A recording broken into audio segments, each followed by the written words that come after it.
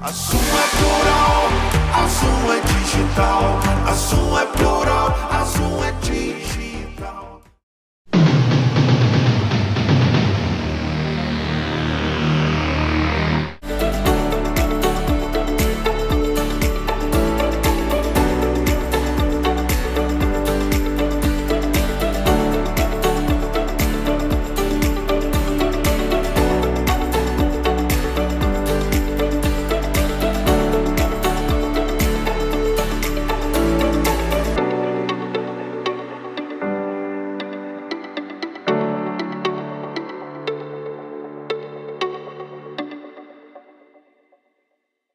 Estamos iniciando mais um episódio de Memória Política de Nova Friburgo e hoje o nosso convidado é muito especial porque é o coordenador desse projeto, o professor Jorge Carvalho.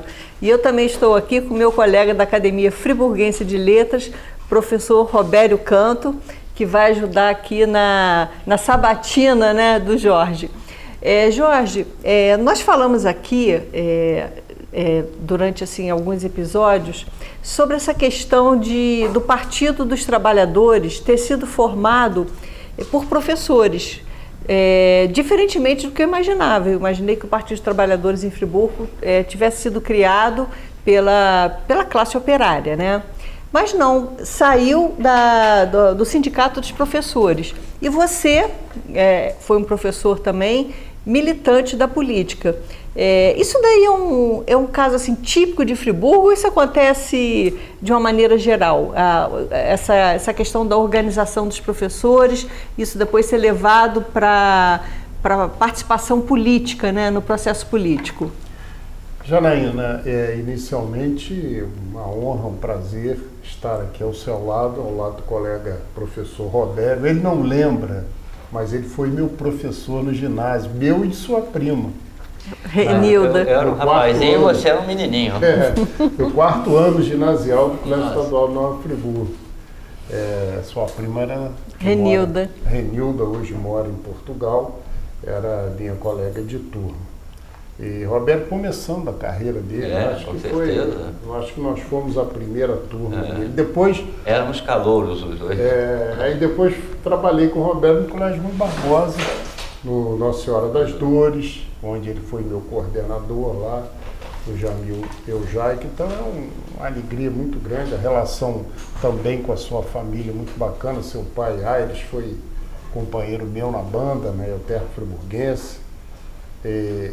E voltando à sua pergunta, a questão é a seguinte, por que o Partido dos Trabalhadores teve essa formação do primeiro diretório e até hoje tem uma militância muito grande na parte do magistério? Porque nós tivemos aqui, ainda dentro do bipartidarismo, ou seja, da Arena e do MDB, movimentos muito fortes com a criação do CEP.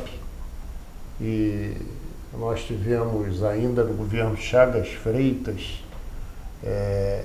uma militância que trabalhou muito para a melhoria das condições da categoria, né?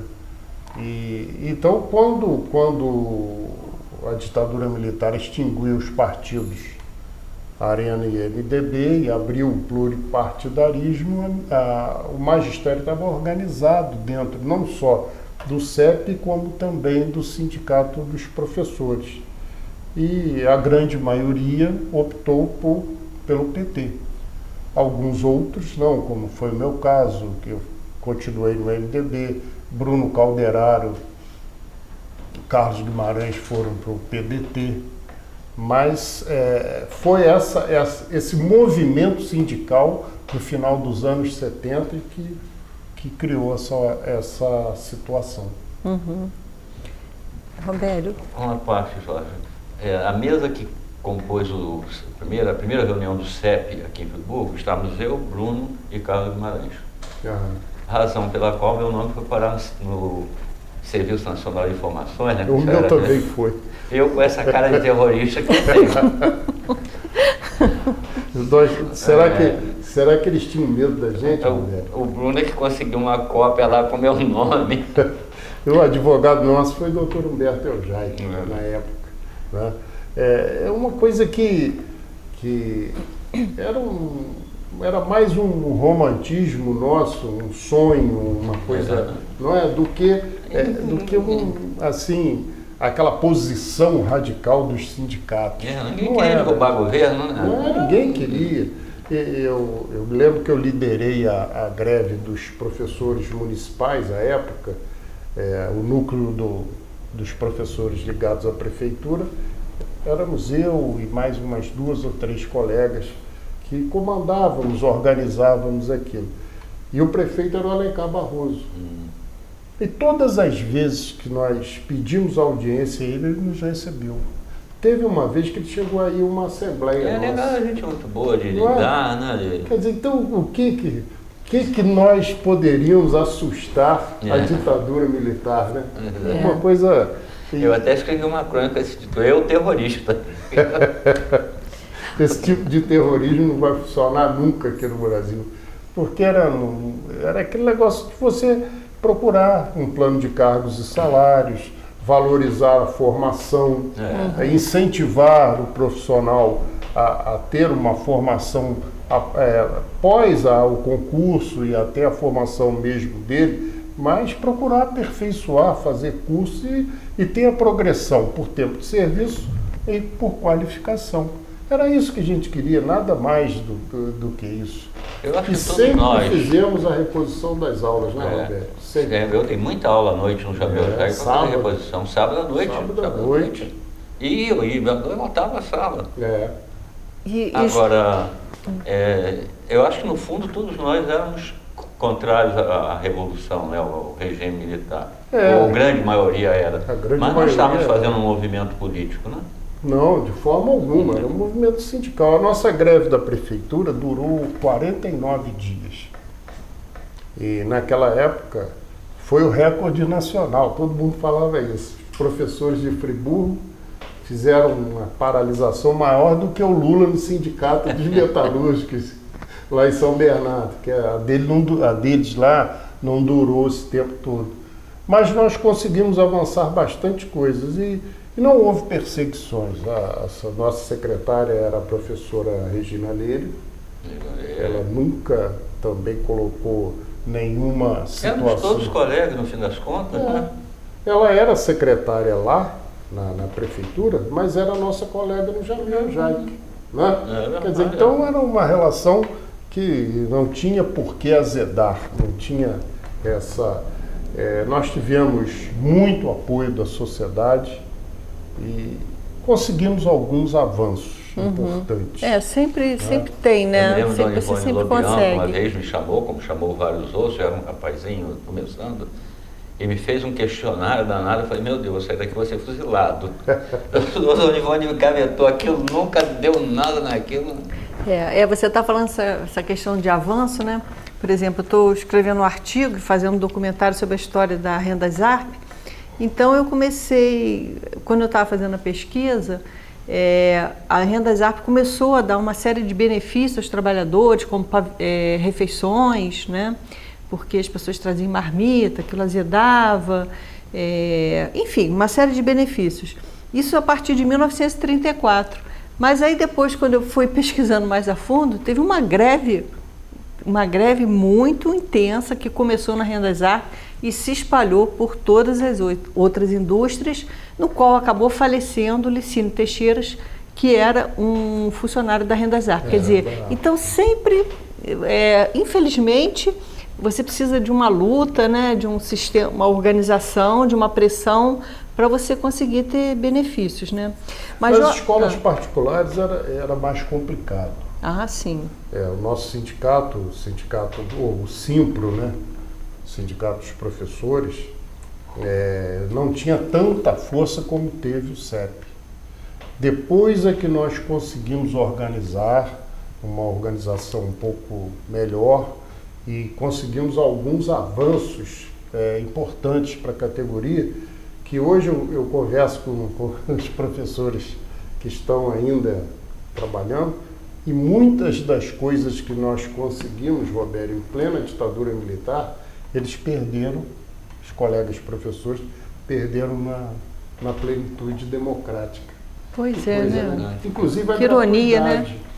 Que você lembra que, lógico que você lembra, você era coordenador lá, sabe disso. Se o professor tivesse 3 filhos, 4 filhos, os 4 estudavam de graça na escola. Era verdade. Né? Do pré-escolar ao ensino médio, final do ensino médio. Depois eu fiquei sabendo que agora é o seguinte, o primeiro filho é 100%. Isso mudou, né? O segundo 75%, o terceiro 50%, o quarto 25%. Quer dizer, era uma coisa que nós conquistamos nos anos de chumbo e que eles não conseguiram, sem fazer crítica a ninguém do sindicato, porque eu não posso falar daquilo que eu não estou vivenciando. Eu não sei qual é a relação hoje sindicato, os tempos são outros professores também, né? Com o sindicato patronal. Mas Eu tive perdeu. uma experiência interessante com o professor lá, dava 2 aulas no colégio, 2. E tinha 2 filhas matriculadas no colégio.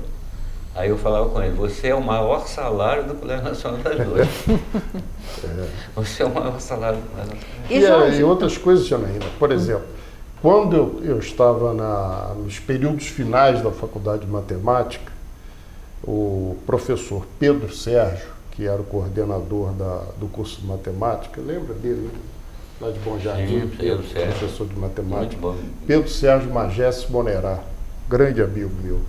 O Pedro um dia me chamou passou por mim e falou assim, você tem um horário sábado de manhã? Eu falei, tenho. Ele falou, você aceita ser monitor de matemática 1 e 2? Eu falei, aceito.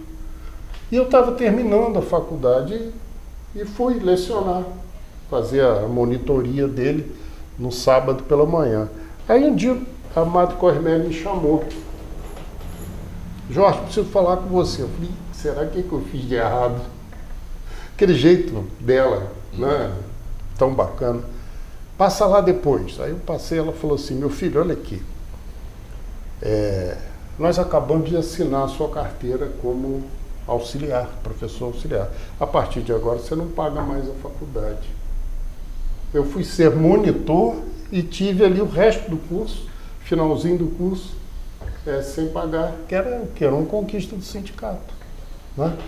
Então, infelizmente, não sei por que perderam isso, não cabe julgar. E, Jorge, voltando para a política, como é que foi a sua... Você, antes de ser vereador, você ocupou cargo na política? Antes de ser vereador, eu fui secretário de Educação. Do governo Paulo Azevedo. De 89 a 92.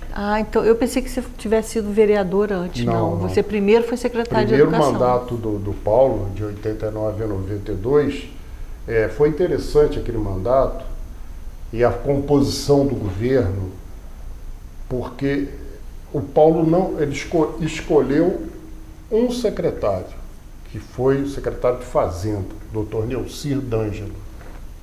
No dia que Paulo ganhou a eleição, no dia seguinte ele deu uma entrevista e anunciou o primeiro secretário. Dr. Neucir D'Angelo era um advogado renomado em Friburgo, tributarista, tinha sido presidente da OAB. Era muito bem falado. Era uma pessoa extremamente respeitada. E aí o Paulo, eu fui um dos coordenadores da campanha e o Roosevelt, ele me chamou lá, nós jovens, eu tinha 34 anos. E ele falou assim, olha, daqui para frente, as categorias, os núcleos partidários indicam os secretários. Os advogados do partido vão escolher o procurador. O núcleo de saúde vai escolher o secretário de saúde. O núcleo de educação... então você participou já da campanha? Pois já eleito. Aí Paulo viajou. Rosenberg contou esse fato aqui da viagem que eles fizeram aos Estados Unidos. E ficou o Fernando Pinto, que tinha sido eleito vereador e era o presidente do MDB na época, coordenando essas escolhas. E o Paulo falou, olha, quando eu voltar eu quero governo montado, porque eu não vou ficar me desgastando com isso não. E quando ele voltou, realmente os principais secretários tinham sido indicados pelo partido, os professores que faziam parte do MDB e participaram da campanha, reuniram... Escolheram você. Escolheram meu nome. Então você não foi uma indicação do Paulo, não? Não. Isso é curioso. Ele poderia aceitar ou não. Ah, claro, né? mas a indicação partiu do grupo, o né, de Bonin, professores. que foi secretário de saúde, foi escolhido pelo núcleo Entendi. de saúde. O Hamilton Sampaio pelos advogados. Interessante. Então foi assim, o núcleo principal do governo foi montado dessa forma. E aí eu já tinha uma certa experiência da prefeitura, porque eu entrei na prefeitura em 1973, no primeiro governo, no último governo do Dr. Amâncio, mas eu não estava na faculdade ainda. E eu fui trabalhar na Secretaria de Obras, na divisão de logradouros. Eu fui ser escriturário da divisão de logradouros da prefeitura. Eu trabalhava lá dentro no serviço interno. E quando eu passei no vestibular, 1 ano e meio, eu estava no terceiro período, 1 ano e meio depois, estudava comigo na minha turma, a Roberto conheceu a cunhada da professora Dilva, que era Lilva Brandão, né? Colega nossa, Lilva Brandão. O filho dela também. Era minha colega de turma. Aí um dia, conversando com ela na faculdade, a filha dela tinha sido aluna pré-escolar da minha irmã, da Celi, a Jaqueline, e ela, muito amiga da Celi, da gente lá, e ela falou assim: Jorge, você trabalha na prefeitura? Eu falei: trabalho. Aonde? Eu falei: Secretaria de Obras. Aí ela falou assim: olha, a inspetoria estadual está abrindo uma autorização especial porque está faltando professor de matemática na região. Então, se você quiser, você leva a sua documentação, seu histórico escolar, e você recebe uma autorização provisória para lecionar matemática. Te interessa? Eu falei: interessa. Então você já é da prefeitura, é só transferir da Secretaria de Obras para a Secretaria de Educação. E aí um dia eu estou lá trabalhando, mexendo em planta, olhando aquele negócio de medida de terreno, aí chega professor Coutinho, que está ali, ó, nosso presidente da academia, nosso diretor, né? Aquela figura doce, maravilhosa. Aí chegou e falou assim: você é irmão da Celi? Que tinha sido professor da Celi do Colégio Modelo. Falei: sou, sim, senhor. Pois é, estou com uma ordem aqui do prefeito Amâncio. Ele falava Amâncio, era o doutor Amâncio. Com a ordem aqui do prefeito Amâncio para te sequestrar para o Colégio Rui Barbosa. Aquelas brincadeiras dele. Já está, a sua autorização já está assinada e o prefeito já autorizou. Eu falei: e o serviço aqui? Ele falou: isso aí deixa que acerta com o secretário de obras. Aí eu fui lá, nunca tinha entrado na sala de aula, fui lá no Rui Barbosa, assumi 3 turmas à noite. Saía da faculdade correndo e ia para o Colégio Rui Barbosa. E assim eu comecei no magistério. Fiquei 10 anos lá no Colégio Rui Barbosa, e o professor Coutinho foi uma grande amizade que eu fiz e que aprendi muito com ele, principalmente política, porque ele sabia tudo, né, Roberto? E era muito bem-humorado. E Jorge, Piadista, tem várias piadas dele. Como é que foi esse governo do Amâncio? Porque Amâncio é uma pessoa assim que foi muito falada aqui, né?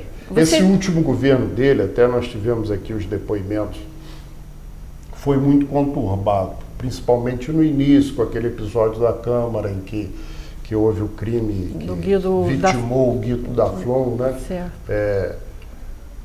Esse governo começou muito dividido. Esse governo do Amâncio começou muito dividido. Tinha o grupo do Paulo, tinha o grupo da dona Dilva, tinha o grupo do vice-prefeito, e o doutor Amâncio, o vice era quem? Era o Ítalo Spinelli. Tá. Então, o doutor Amâncio, ele era muito habilidoso, ele tentava compor isso aí, mas existiam dentro desses grupos pessoas que não se cruzavam. Então incentivava aquela discórdia. Aquilo teve um crescente até o episódio que envolveu os sobrinhos, né?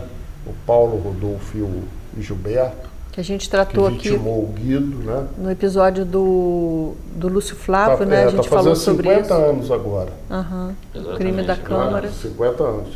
E isso mexeu muito com o governo até esse ponto. Mas a liderança do doutor Amâncio era tão grande que ele conseguiu colocar o governo no rumo. Conseguiu dar um avanço bom na administração. Mas esse foi um início muito conturbado para ele, muito complicado. Nesse período mesmo, ele conseguiu, principalmente na área da educação, porque nós ganhávamos bem na prefeitura, não é, Roberto? A Dilva dava muita força, não é? A dona Dilva, ela brigava pela gente, né? Eu trabalhei na antiga FEC, que era o Coutinho e ela, aquilo... Malheiros. Ela era secretária de Educação. Ela criou a Secretaria de Educação. Depois criaram a FEC, lembra? Era a FEC, era a Fundação Educacional e Cultural, que administrava a educação municipal. Eram poucas escolas espalhadas pelo município, escolas multisseriadas, e o grande colégio era o Colégio Rui Barbosa, que a própria dona Dilva criou, Roberto vai lembrar disso, o curso profissionalizante do 2º grau, na época, que era o laboratório, né, biomédica. Né? Sim, foi uma época espetacular do Rui Barbosa. Aquele laboratório com aparelhagem alemã. Sim, que hoje, só para as pessoas... muito boa do Rui Barbosa. O Rui Barbosa era para as pessoas entenderem, hoje é o colégio estadual. Não. Não é não? O lado de Conselheiro. O Rui Barbosa funcionava originalmente ali. Quando criaram o estadual, o Amâncio criou o Rui Barbosa. Transferiu para lá. Então esse era de Conselheiro, o Rui Barbosa? Eu fui dos primeiros professores do Rui Barbosa, dos primeiros. O Colégio Municipal Rui Barbosa, ele foi criado na década de 50 e funcionava aqui na Euclides Solon de Pontes, onde hoje está o Jamil e o Jaique. Então ali era Rui Barbosa. O que aconteceu? Quando chegou em 1967, eu estou com isso vivo porque nós mexemos nisso agora no encontro de alunos.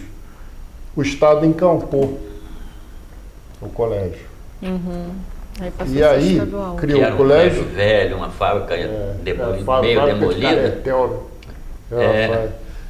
Aí ficou o Colégio Estadual de Nova Friburgo.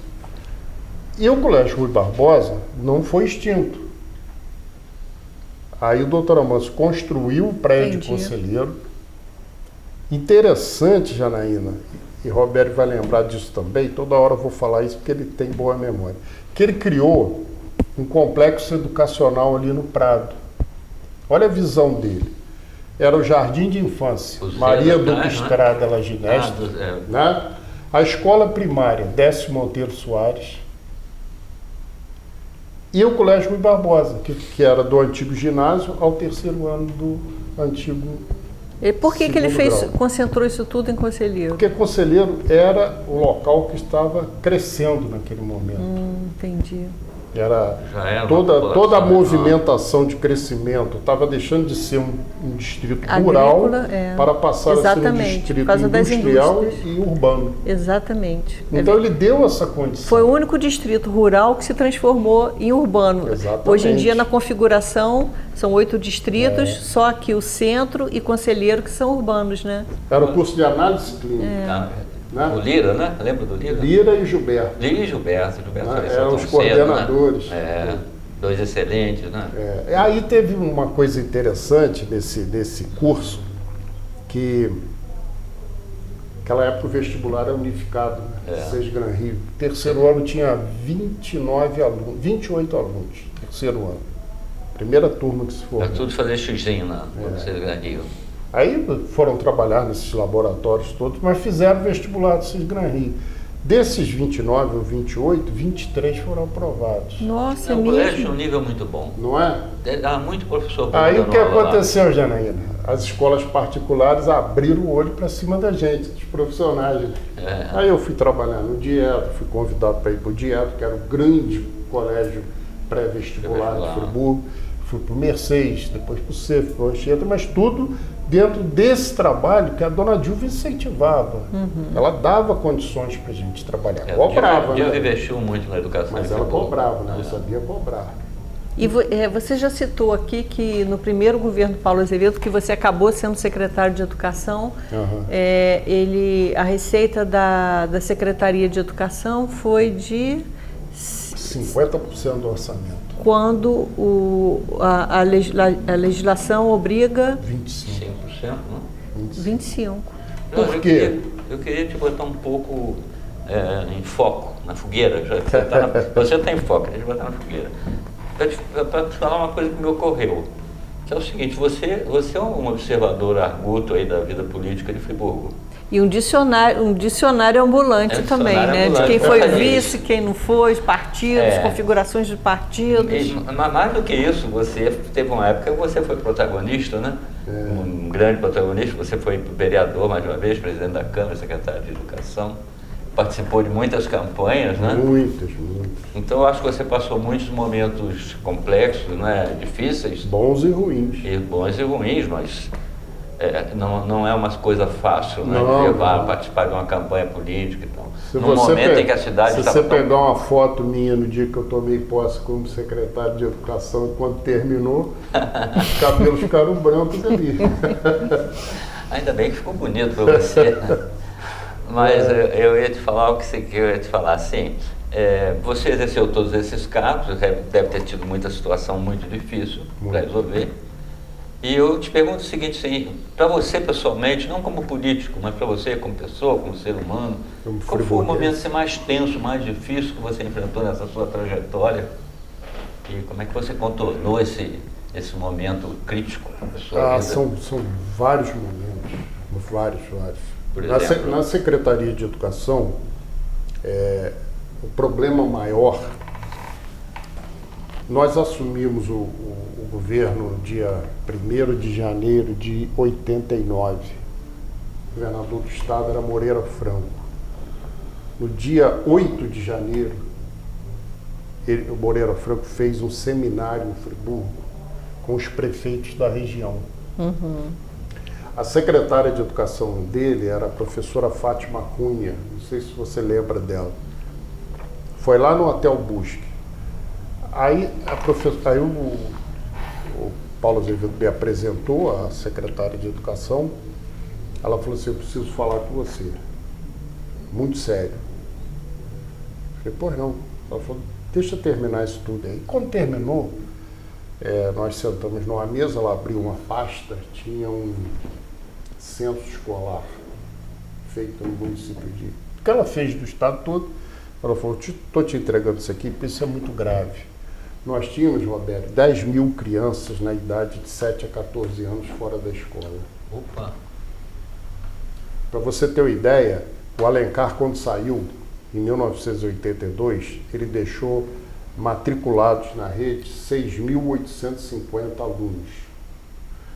Quando o Heródoto entregou ao Paulo, tinha 6.830, 6 anos depois.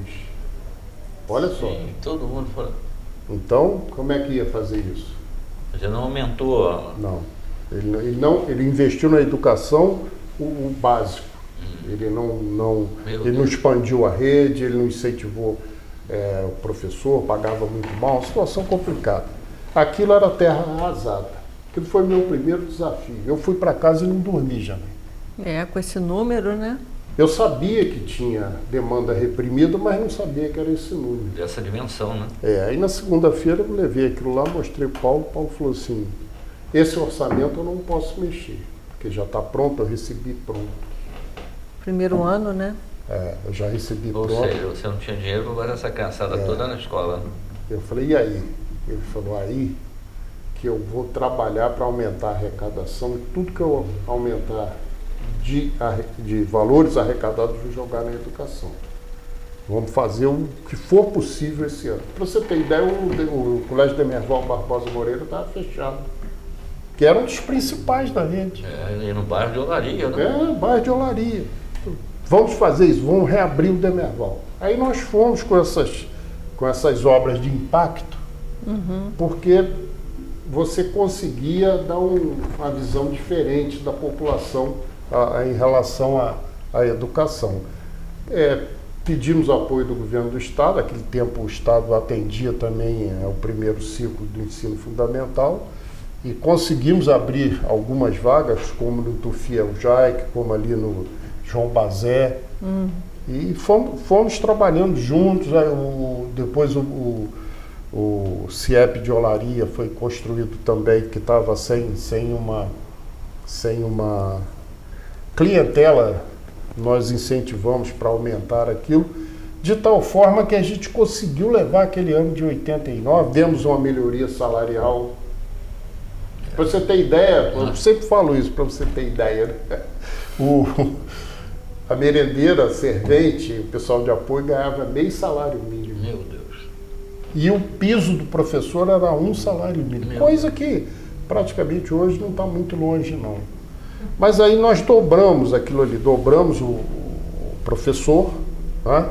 Demos uma gratificação maior ao diretor, ao dirigente, que hoje tem o nome de adjunto, e conseguimos trazer esse povo para próximo, porque pedimos para que eles elaborassem um plano de cargos e salários, porque quando você perde o controle sobre a sua tropa, você perde a guerra. É verdade. Né?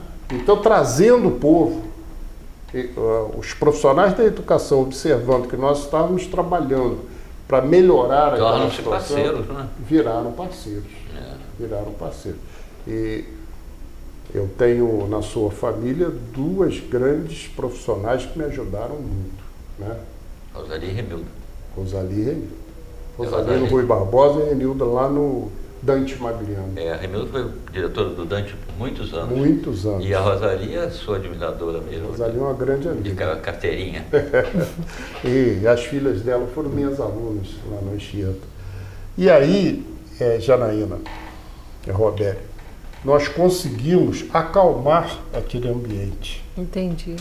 E quando chegou em agosto de 89, o prefeito tem que mandar o plano de diretrizes orçamentárias para os anos seguintes. E aí o Paulo me chamou lá e falou, eu vou colocar esse ano, para 1990, 50% do orçamento. Eu falei, você vai cumprir? Hein? Eu falei, você vai cumprir? Ele falou, se eu não cumprir, eu vou Ele é passar obrigado, vergonha. mas ele não é obrigado desde o Não, momento. ele era obrigado a fazer 25%. Não, se ele pedisse 50%, ele era obrigado a destinar. Não, se ele cumprisse 25%, ele estava dentro da lei. Ah, mesmo ele sendo aprovado, ele não era assim, Não. não era obrigatório, né? Obrigatório é o 25%. Tá. Aí ele falou assim, você vai à Câmara, junto com o Hamilton Sampaio e o secretário de Fazendas, vocês vão explicar isso lá. E nós viemos à Câmara, explicamos tudo. Aí sempre tem um vereador de oposição, um ou outro que coloca umas situações, faz parte do jogo, né? Aqueles negócios todos, porque não tem concurso público, tem isso, tem aquilo. Bom, conseguimos passar aquilo ali. Foi aprovado. Em 1990 foi manchete no jornal. 50% do orçamento, quer dizer, a parte tributária que entra na educação, que entra na composição de educação, saúde, aquilo que é obrigatório, e realmente foi feito. E foi assim até nos anos seguintes? No último ano não precisou, porque aí nós já tínhamos construído, se não me engano, 10 unidades escolares. Tínhamos feito convênios com as creches, que eram creches comunitárias, 6 ou 8 creches aí, tipo Colmeia do Senhor, aquela creche lá de São José, de Conselheiro, Santa Terezinha, que eram mantidas pela comunidade. O que nós fizemos? Fizemos um convênio com essas associações e servimos, entregamos a eles profissionais, professores, pessoal de apoio, merenda, acompanhamento de saúde. Então, nós fomos acalmando a população com essas realizações. E quando eu entreguei a secretaria, nós já tínhamos 13 mil alunos Grande salto. matriculados. Grande salto. Não existia mais essa demanda reprimida dos anos iniciais e até a 8ª série, hoje no nono ano. Então, esse foi um desafio muito grande na parte administrativa. Na parte política, nós tivemos momentos difíceis também. Quando o primeiro mandato que eu assumi, eu fui eleito em 1992, fui o último vereador do MDB com 861 votos. O último eleito? Nós elegemos 5, eu fui o quinto. E estava aquele negócio de Paulo Neuci, Heródoto, aquela briga daquela eleição. Aí já era o governo do Neuci. Neuci. E o Paulo era o secretário-geral. Aí um dia, no dia da posse, nós tomamos posse aqui e fomos dar posse ao prefeito na prefeitura.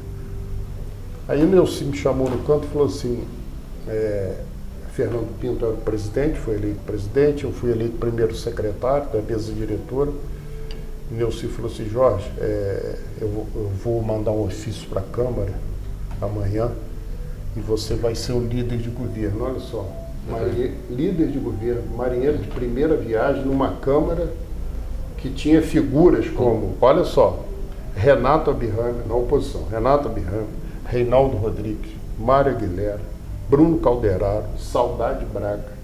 Estou falando desses 5 aqui da oposição. Tinha mais, estou lembrando desses Tudo cobra criada. Tudo cobra criada, sabendo de tudo. Foi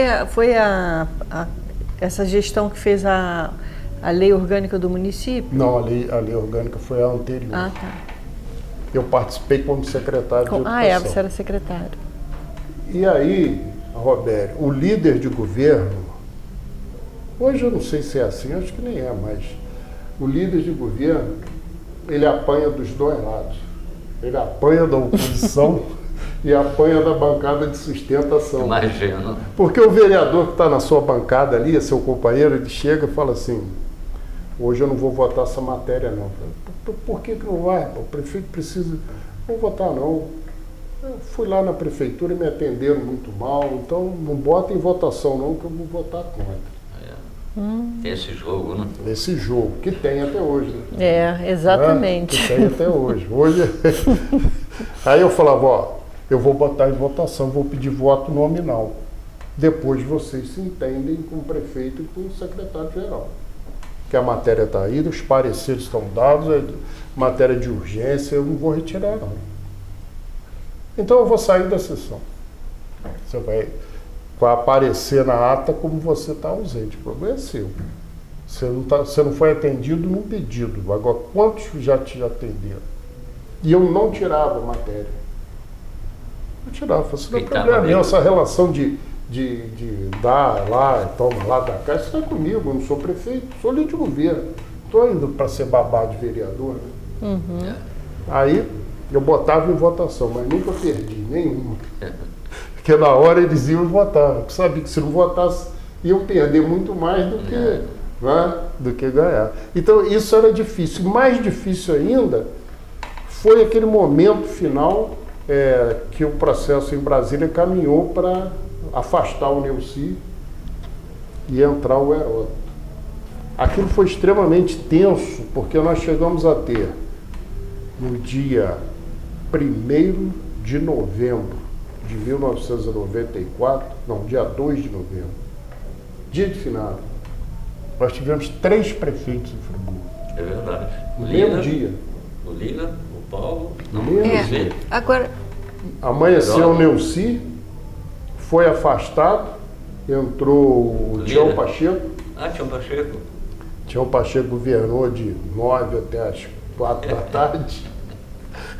Aí chegou a liminar, olha só, chegou a liminar do Tribunal Regional Eleitoral, impedindo que o Heródoto tomasse posse. O Lira não chegou lá? Não, o Lira tomou posse depois. O Lira foi presidente em outro mandato. Aí chegou a liminar, impedindo a posse do Heródoto.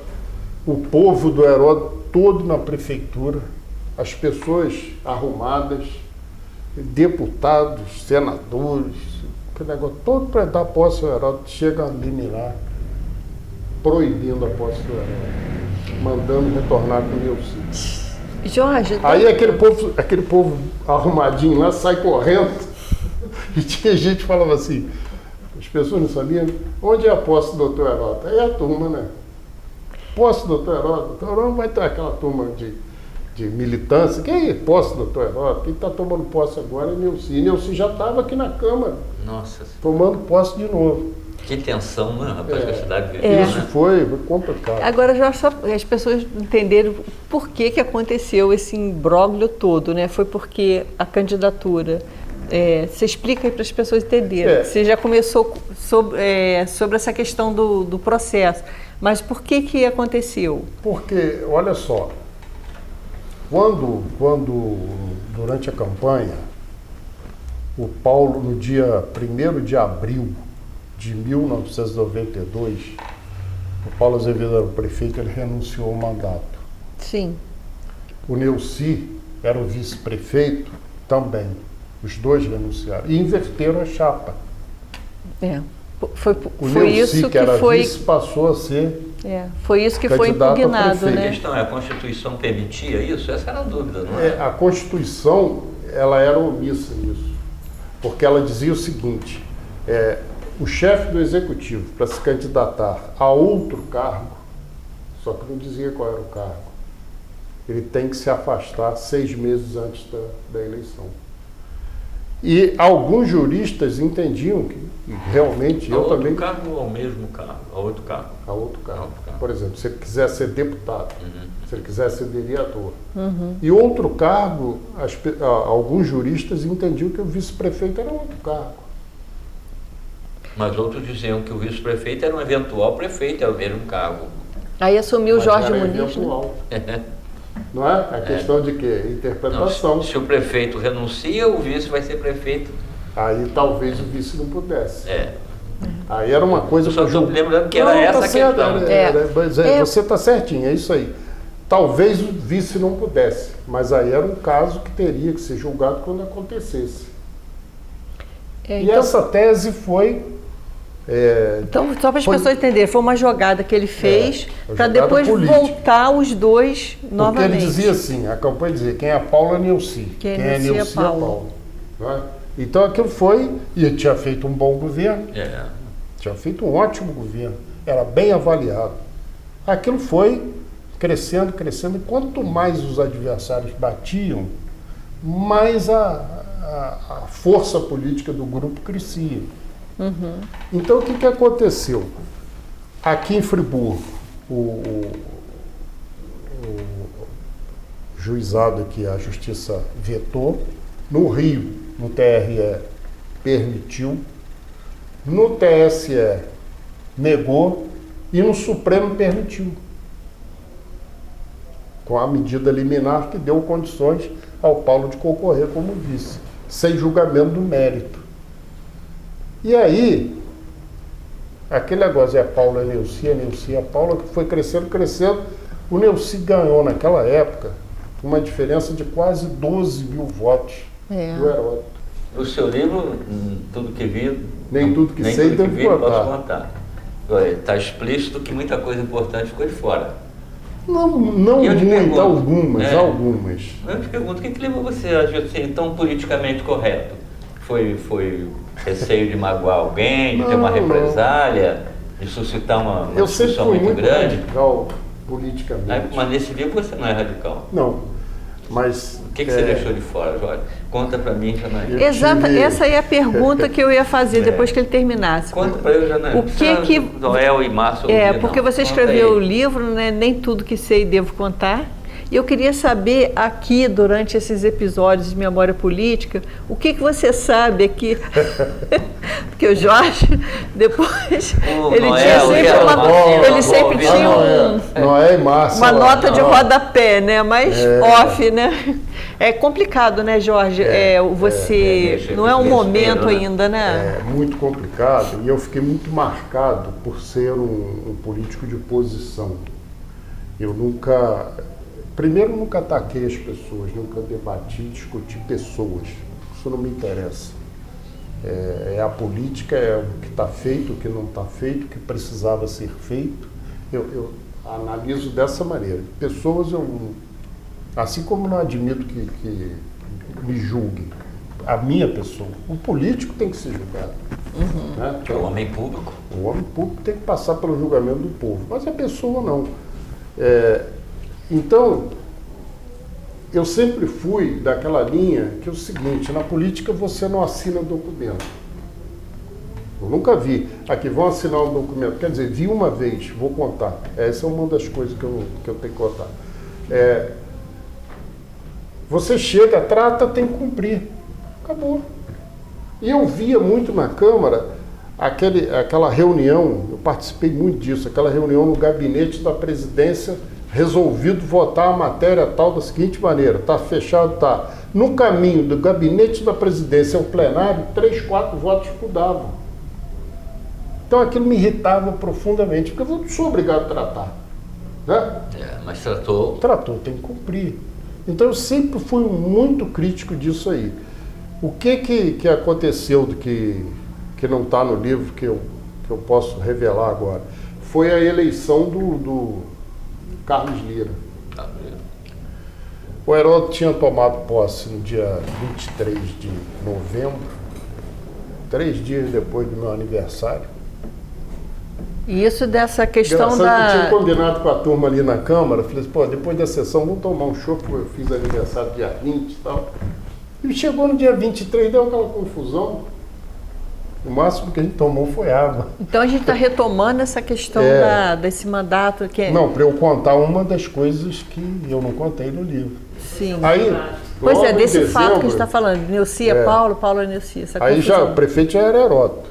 Sim, tomou posse. Governando Conseguiu, por tomou uma posse. liminar.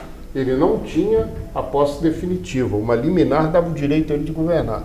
Aí o que aconteceu? Eleição da mesa diretora. Nós tínhamos a maioria dos vereadores, nosso grupo. Mas como mudou o prefeito, Heródoto foi na rádio e falou assim, vai ter eleição na Câmara e com vereador eu sei lidar. Aí aquilo ficou na minha cabeça. Falei, ele vai mudar o voto dessa bancada nossa. E ficou definido que o candidato era o Carlos Lira. Quem presidia a casa é Tião Pacheco. Eu cheguei para o Tião e falei, Tião, quem vai ganhar a eleição? Ele falou, o Lira ganha. Eu falei, não ganha. Por isso, por isso, por isso. Ele falou, você tem certeza? Eu falei, tenho. Ele vai perder. E eu tinha tentado ser o presidente. Eu sabia que ia ter um voto que ia atrair. Aí o voto era sequer. Eu falei, esse voto de traidor vão dizer que foi meu. Né? Olha a situação. Aí o que eu fiz? Falei, Tião, vai acontecer isso. Ele falou, não vai não. Aí ele chamou o Rogério Barroso e falou assim, olha Rogério, avisa todo mundo, se tiver um voto rasurado, eu vou anular a eleição. Eu quero os votos todos na minha, eu tenho os votos, eu tenho esses votos, eu guardei. E se tiver um rasurado, eu anulo a eleição. A hora que me chamaram para votar, eu fui lá na sala, votei e mostrei meu voto. Porque eu tinha que fazer isso, porque eu sabia que ia ter a traição. Você ia ser acusado. E eu ia ser acusado, naquele momento, que não teria sido escolhido presidente pelo grupo, então que eu teria votado com o grupo do Heródoto. Eu fui e mostrei aqui, Carlos Lira, o voto aqui, ó, estou votando em você. Só aquilo já bastava para o Tião anular. Mas ele falou que era só rasuraram o voto. Deu Mário Aguilera. Mário Aguilera ganhou a eleição, mas tinha um voto rasurado. Tião anulou. Aí aquilo foi uma confusão. Até 3 horas da manhã não se chegava à conclusão. Suspenderam a sessão para o dia seguinte, 5 horas da tarde. O Paulo Azevedo chama a bancada toda no escritório dele. Aí que está o que eu não contei. Vou contar agora. Chamou a bancada toda no escritório dele. Botou uma folha em branco para cada um. Falou assim, todo mundo assina aí. Assina. Jorge Carvalho. Você primeiro, Jorge, que é o líder. Você assina aqui. Eu falei, o que é isso? Ele falou, isso aqui é o seguinte. Você está renunciando ao seu mandato se a gente perder a eleição hoje.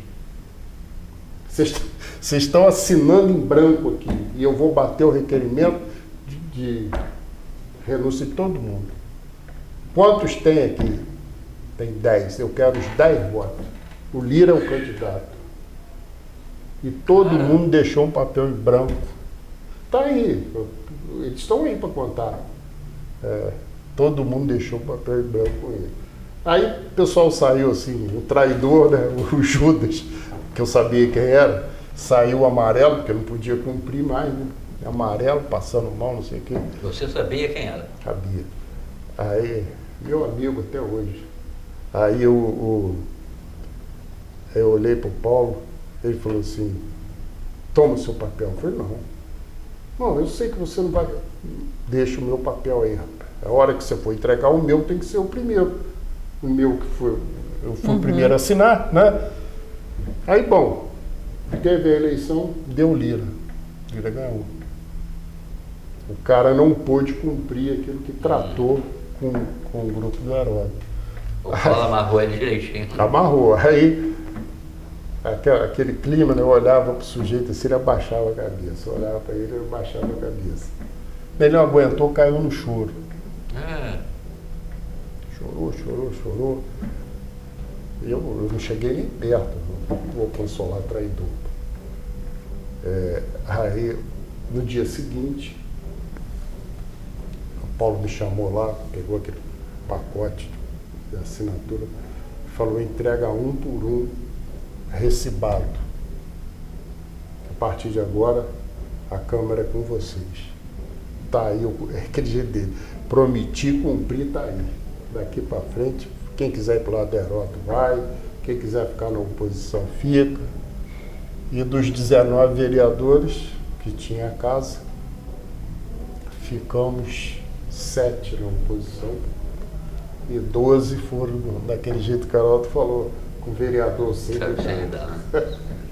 Então eu não contei isso. Tá certo. Tá? Não, a gente sabe que, né, a gente tratou de muitas coisas assim delicadas aqui, né?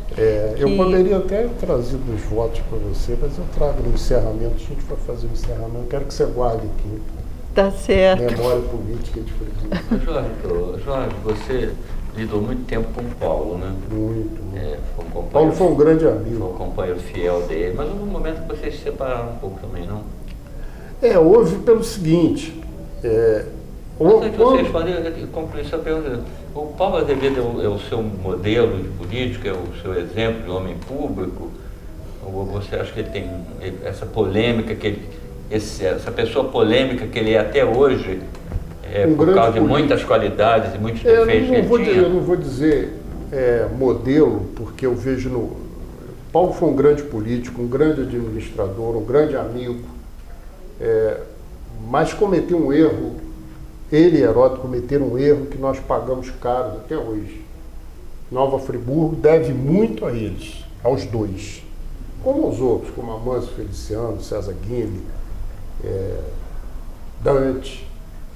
Mas ao final do século XX, vou dizer assim, nos últimos 20 anos do século XX, em que eles se enfrentaram e foi enfrentamento que tinha hora que a gente temia pela consequência daquilo, eles cuidaram muito deles e não cuidaram da sucessão.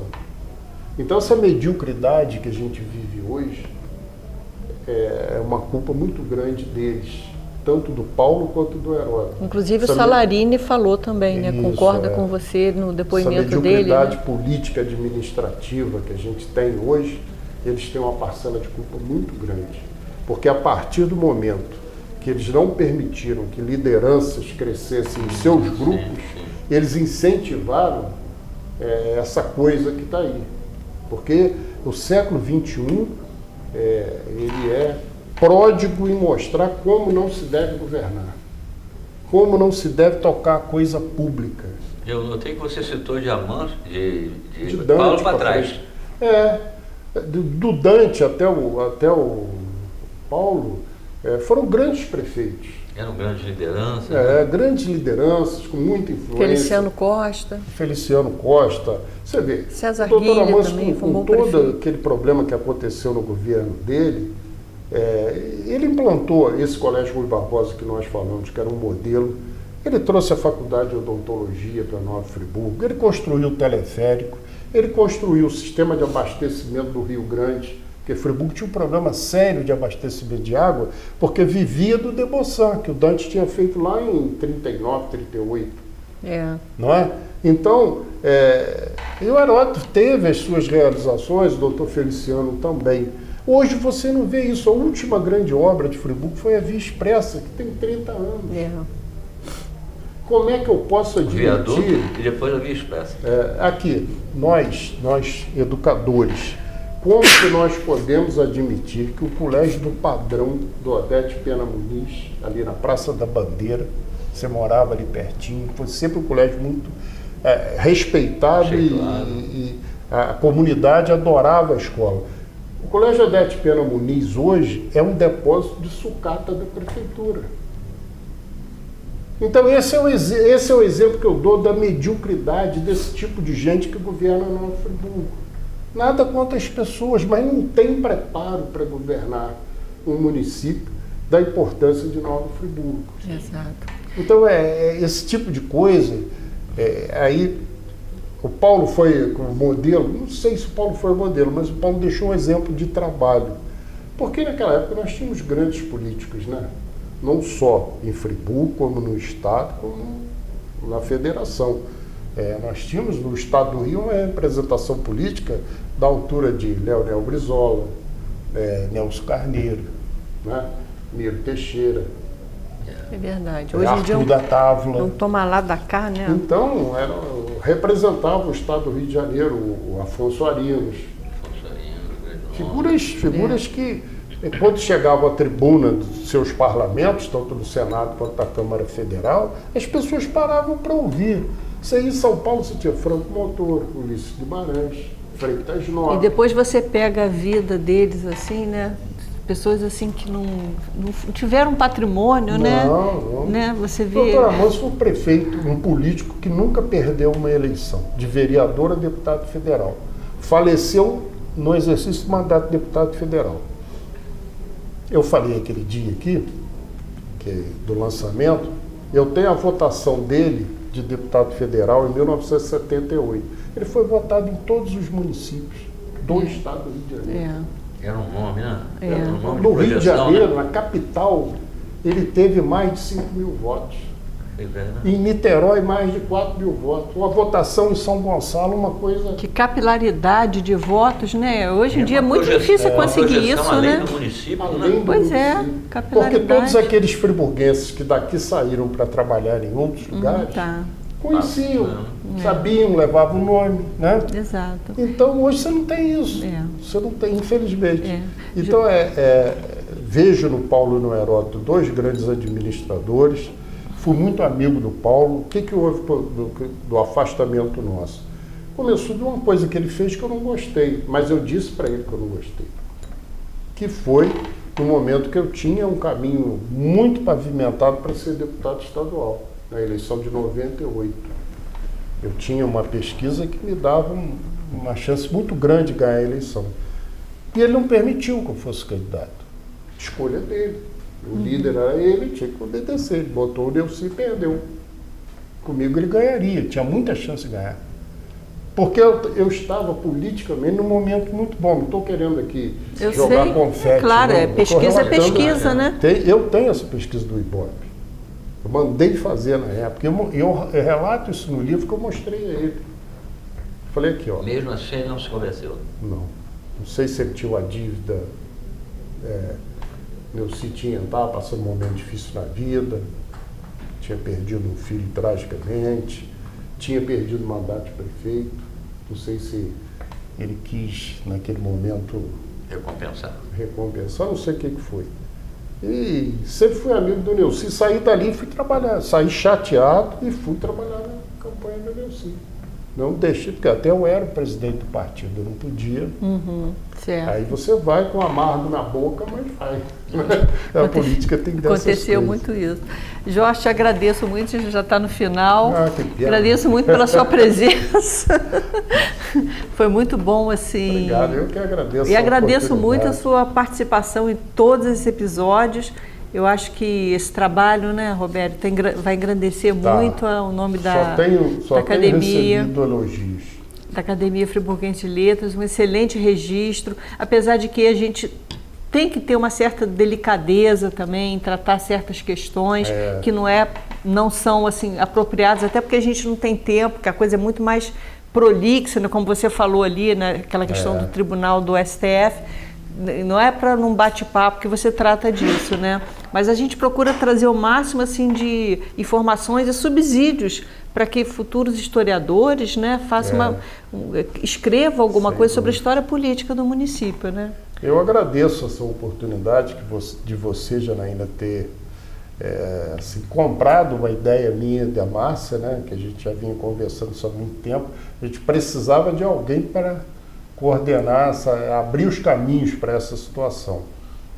Entendo que eu, como secretário de Educação e Cultura, eu falhei nessa parte, na parte da cultura, que eu perdi depoimentos importantes que eu poderia ter tomado, como o professor Coutinho, Paulo Azevedo, Heródoto, Dilva, né? Tião Pacheco, Dona Dilva. Era coisa demais naquele momento, né? Mas era um momento conturbado da política que a gente tinha eu tinha que botar 10 mil alunos na sala de aula.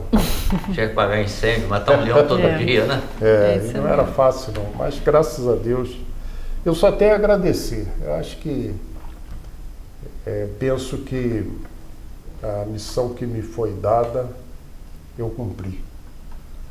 Tive muitos erros, mas acertei alguma coisa. Né?